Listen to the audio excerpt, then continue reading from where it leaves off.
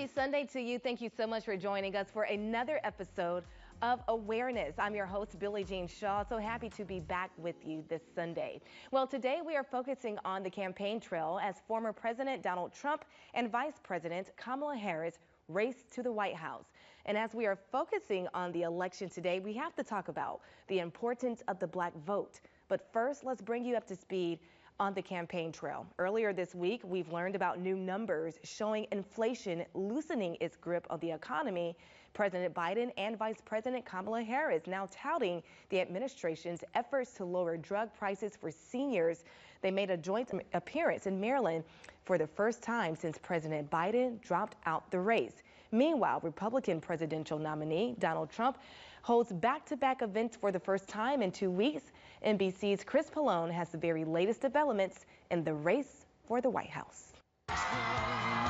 President Biden and Vice President Harris in Maryland announcing a landmark agreement to lower prices for seniors on 10 popular prescription drugs. But this time, we finally beat Big Pharma.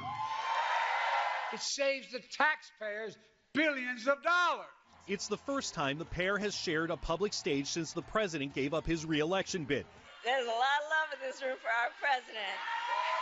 And comes as the administration celebrates inflation being at its lowest level since the pandemic. Democrats are riding a wave of momentum in the polls with the vice president at the top of the ticket.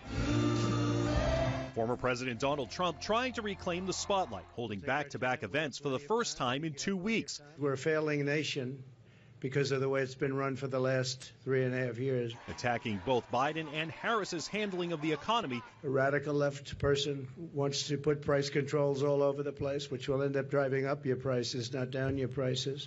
As the two sides spar over who will handle the economy better, aides say Vice President Harris will call for a federal ban on corporate price gouging on groceries when she lays out her economic agenda Friday.